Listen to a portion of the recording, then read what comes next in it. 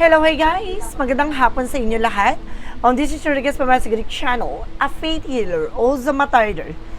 So ngayong hapon na to, tignan natin sabihin sa iyo ng ating mga gabay. So this is a weekly gabay for the month of April 15 hanggang April 21 for the sign of Virgo. So Virgo, welcome to my channel. Ano kayong messages, advices, and spirit guides ang ating masasaga for today's video? Kanino kayang energy or kaganapan sa buhay ng mga Virgo signs ang ating mga gilap. So guys, this reading is a general reading lamang, hindi lahat makaka-resonate. Kunin lamang po ang makaka-relate sa inyo and comment down below kung kaninong energy ang ating nasagap.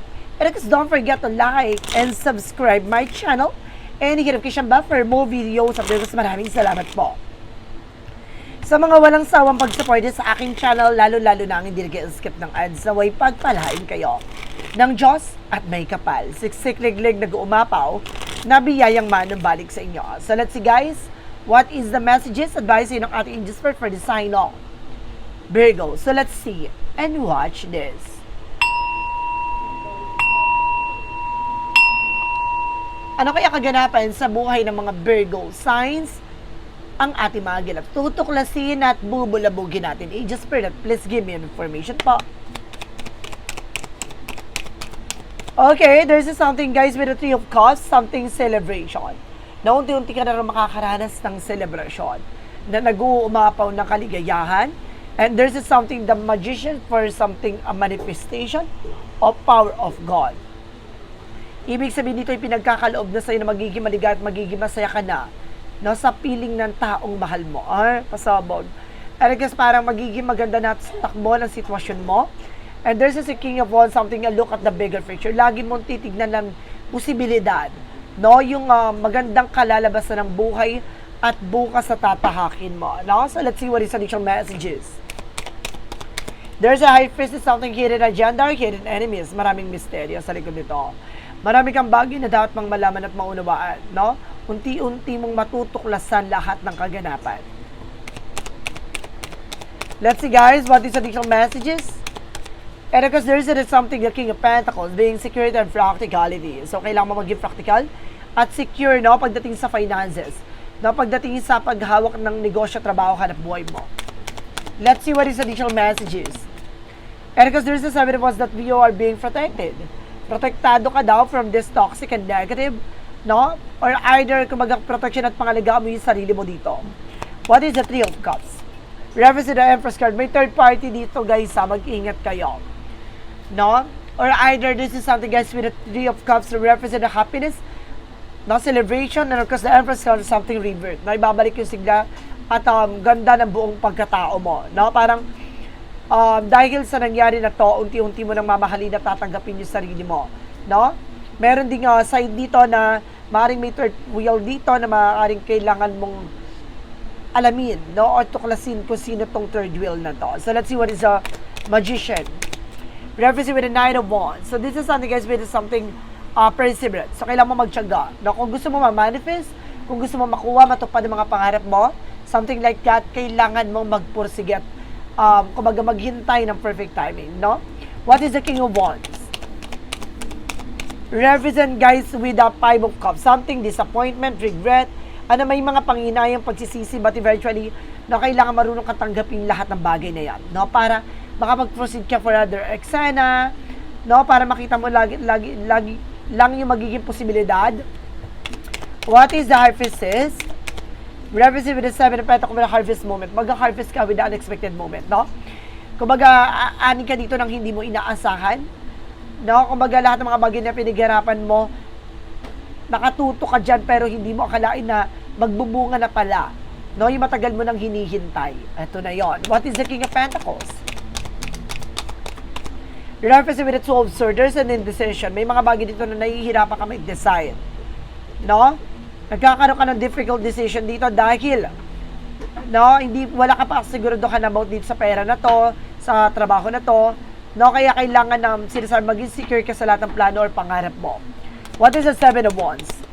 Represent with the Four of Pentacles. Protection at pangalagaan mo yung finances mo, yung career mo, na kung saan nakukuha tong resource of income or resources na pagdating sa finances, kailangan pangalagaan, proteksyonan, no? And because there's something that you of something moving forward, na makaka-move on ka na. No, kailangan mo, some of you guys, makakalipat ka na ng bahay, no, makakalaya ka na from toxic environment, or some of you guys na makaka-move on ka na from this toxic relationship. No, at the same time guys, parang kumbaga, dumistansya ka na rin at binago mo na rin yung pananaw at of course, sitwasyon mo.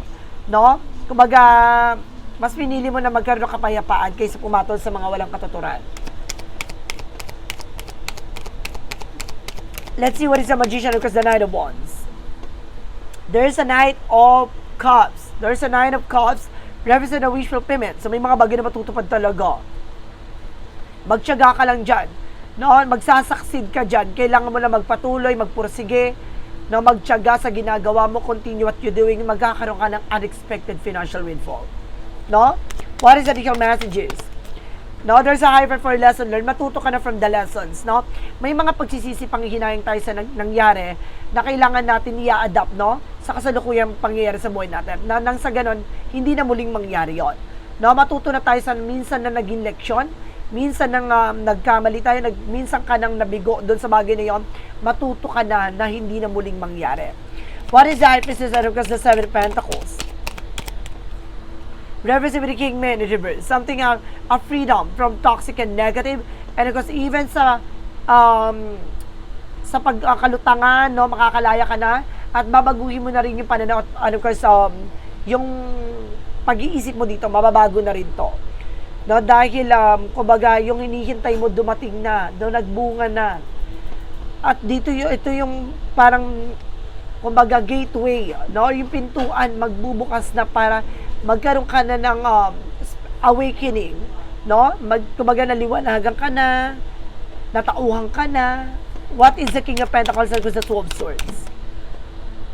Referencing with the Three of Wands, there's a waiting for some waiting for ship. Now, may hinihintay ka resulta, document, papers. There's a possible na dumating na, no? Kumbaga, nahihirapan ka lang mag-decide as of now dahil wala ka pa sa kasiguraduhan, no? Parang hindi mo pa pinupursue, hindi mo pa nilalaman dahil ayaw mo magkamali ulit, ayaw mo mabigo, kailangan maging secure ka muna sa lahat ng bagay na malalaman mo, no? Kung dumating man to, i-secure mo muna hanggang sa tuluyan mo nang makuha, no? There's an Knight of Wands, no? There's a something slow down, maging mahinahon ka, protection mo yung sarili mo. Alam mo guys, no? May nasense ako dito na malalaman mo na baka kaalis ka na, or malalaman mo na kailangan mo na magpasa ng paper documents, no? Kailangan mo lang talaga dito na maging kalmado. Kailangan mo lang talaga na pag-ingatan, no, yung mga bawat impormasyon na malalaman mo. Dahil mamaya magamit against sa'yo or either, alam mo, natutulang ka, hadlangan ka. Marami pa namang inggitera. What is the additional messages? Pagdating sa outcome, there's a form of something celebration. No, unti-unti ka na makakaranas sa mga celebration dito, guys.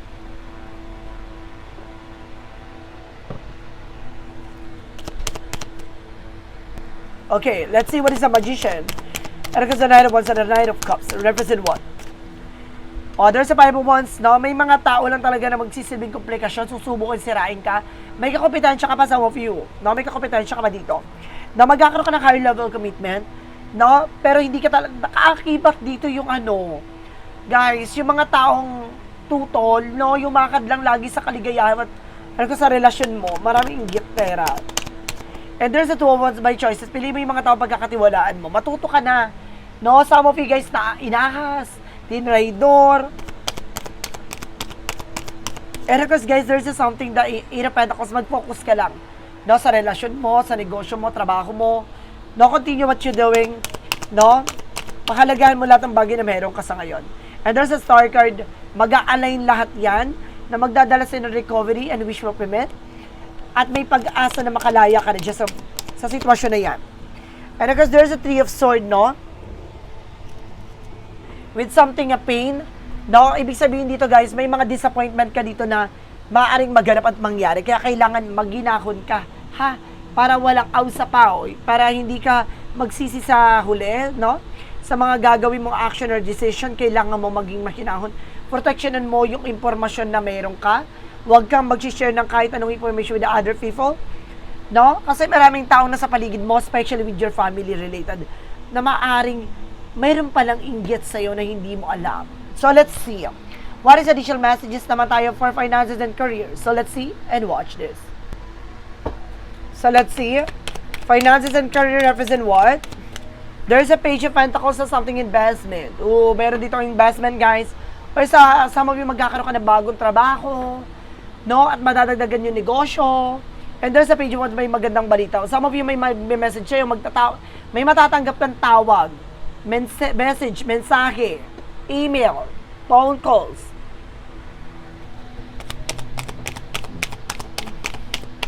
And there's an item with an offer, proposal. Na maraming proposal talaga. There's a promotion, guys. Na may magandang balita talaga about sa finances, about sa trabaho mo. About din sa negosyo mo, magiging maganda rin takbo niyan. And there's a lovers. Oh my God, konektado ang love life. May konektado ang love life with the partnership dito, guys. Na maaaring makilala mo siya sa trabaho, maaaring makilala mo siya international, sa pinapasukan mo. Nor either magkasama na kayo sa work, and there's something the focal for a leap of faith.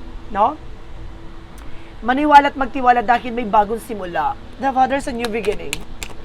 At the same time, there's something the temperance with a perfect timing. No? Kumbaga, kalmado naman ang sitwasyon, magiging maganda na ang takbo ng kapalaran mo. No? There's something temperance with a patient. Kailangan mo lang habaan ng pasensya mo. No? Some of you guys nawawala ng, kumbaga, ng time sa isa't isa. No? That because of your work, napaka-busy yung tao sa isa't isa. There's a page of pentacles. About sa love life tayo. Sa love life, there is a six of swords with the transition. Now, some of you guys magkakaroon ng relocation, makakabili na kayo ng bahay, dalawa, or either makakalipat na kayo, or aalis na kayo, magbubukod na kayo, and there's a ten of swords, mag-ingat ka lang kayo with the sabotage, no? May sumasabotahe sa inyong dalawa. Pagdating sa buhay pag-ibig, may sumasabotahe, there's the moon card, no? May gayuma ako na na-sense na naman. My God. No, some of you balisa ka, lalo-lalo na sa madaling araw, or either yung person mo. No, there's a ten of wands na matatapos ang obligation, responsibilities nyo dito. And because there's something that's sign of happiness, magiging masaya at magiging maligaya ka dito. Kaya pala sinasabi nyo, no, doon pala sa unang general reading natin na kumbaga kailangan yung protection at pangalagaan yung sarili nyo, even your love life. Kasi may susubukan kayong traidoren dito, may susubukan kayong lokohin dito, agawan ng eksena. What is additional messages? And there's a four of swords, something rare. No, kaya kailangan makinig ka sa intuitions mo. There's something, a gut feeling. No, makinig ka sa vibrations mo. No, sinasabi dito guys na kailangan malakas ang pakiramdam mo dito. Na malakas ang gut feeling and of course intuitions mo. So let's see what is additional messages with the page of pentacles and of course the six of swords. Represent with the hidden one. So there's a past communication, past movement pagdating sa kalusugan mo. No, nandito tayo sa kalusugan na kailangan mong proteksyonan yung sarili mo, alagaan yung sarili mo. And there's a ten of pentacles na magiging maganda lang ang kalusugan mo dito bang pangmatagalan. No? Ng family nyo. And there's the world card, no? So, some of you kailangan nyo ng unwind, no? Kailangan nyo huminga. Dahil, kumbaga napapalibutan kayo ng toxic and negative dyan sa paligid nyo, kailangan nyo kumawala dyan. And there's something the wheel of fortune, magiging maganda kapalaran nyo at magiging maganda kalusugan nyo. What is additional messages with an angel spirit? And there's a serve with a clear the boundaries, no? Linisin mo yung nasa paligid mo, linisin mo yung hanay mo, no? Kumbaga sinabi sa'yo dito, protection, pangalagaan mo yung sarili mo dito. And there's a nine of pentacles with a blossoming, no? Maaring lumagot, lumakas ang yung finances, no? Maaring maging maganda na rin ang kalusugan mo dito dahil maayos ang pakiramdam at maayos ang sitwasyon mo. So let's see guys now, what is additional messages naman tayo with the magical fairy messages? Represent what? With magical fairy messages represent magical fairy messages represent what? This is something advices na tayo, ha? Let's proceed na tayo sa mga advices and messages sa ng ating gabay. Easy as it. Now, stop trying so hard to control this situation. Hayaan mo siyang mangyayari. Unfold it naturally. Now, the more na parang pinipilit mo, the more siyang hindi mangyayari. No? Your descent is within reach. No? Ano man yung mga bagay hangarin, maaaring matupad to. Maaaring ipagkalob sa'yo. There's an autumn wind harvest moment. Some of you guys, mag-harvest ka talaga. No? Hintayin mo lang tamang pagkakataon na tamang panahon. No? Siguro hindi pa hinog, hindi pa hubog yung itinanim mo. Hindi pa para anihin yan. Kailangan mo lang talaga magtiyaga pa sa ngayon. What is the synchronicities represent what? And there's a protecting love. So, si protect ang pag-ibig mo. Alam mo, malaking ano dito sa reading mo yung pag-ibig talaga. No? Lagi kang nasasatawan, lagi kang nauungasan, lagi kang inaagawan. Oh my God, there's something of gentleness. Na maging makinahon ka lang, hayaan mo lang siyang mangyari. And there's a sorrow. Iwasan mo yung drama, no? Lungkot-lungkutan, kasi makakahata ka ng negative dyan.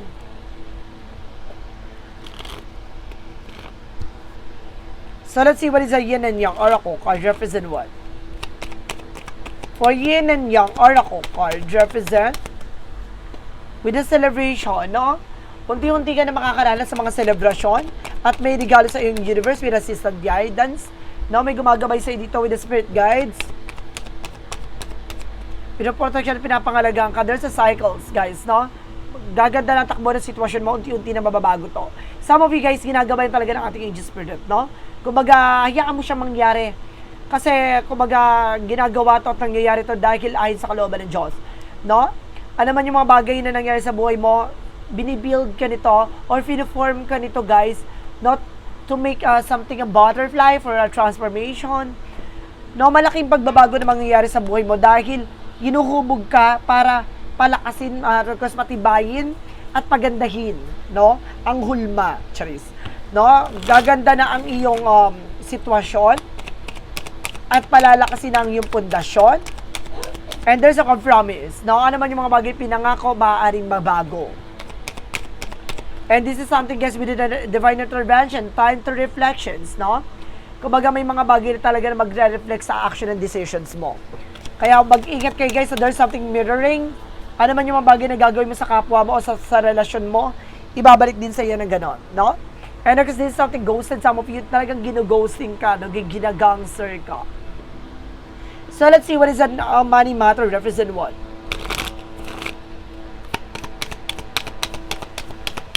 And there's a success. Diba, magtatagumpay ka talaga.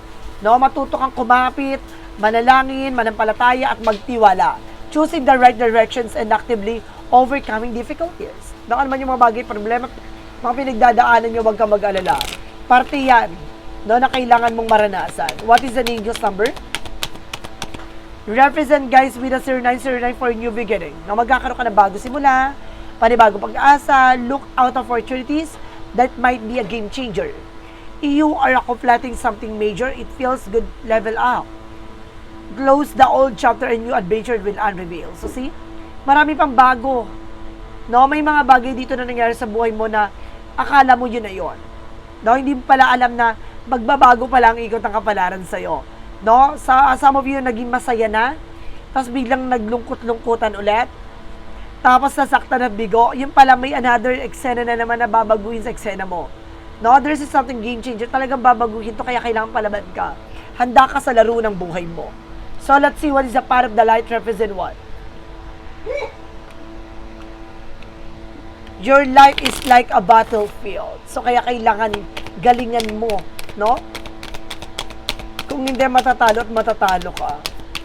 And this is something decision making. Some of you kailangan mo mag-decision dito. I choose positive energy, light and calm in every situation. I choose to happiness regardless of the challenges I face. I release fear and trust the divine.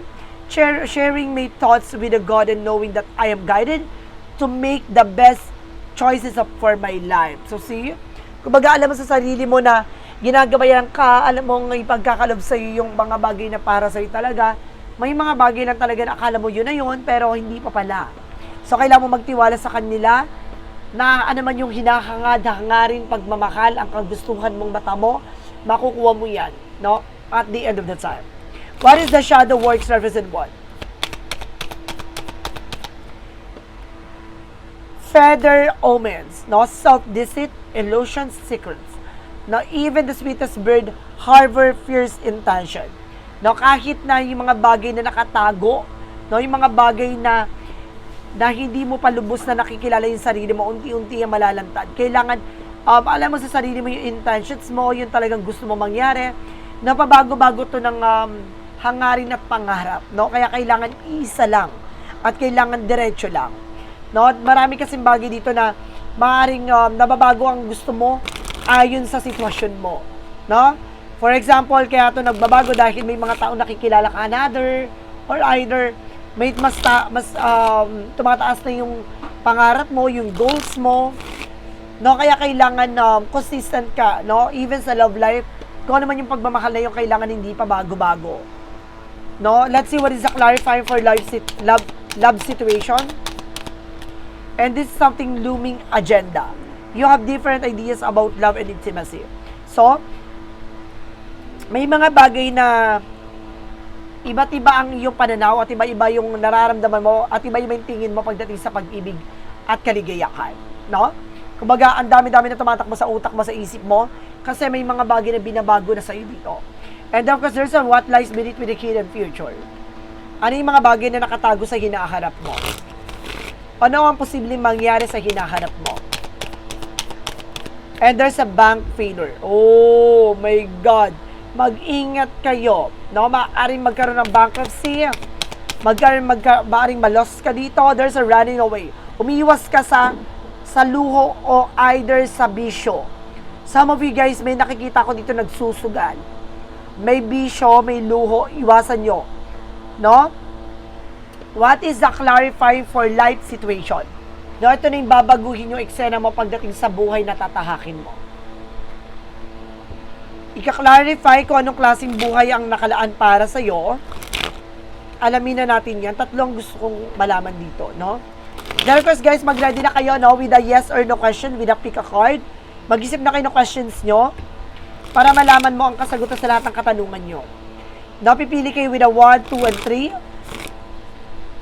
Ang unang babagsak is number 1. Ang pangalawang babagsak is number 2. Ang pangatlong babagsak is number 3. Kaya choose wisely. What's it clarifying for life situation? Okay, so this is something, guys, with a covering of secrets.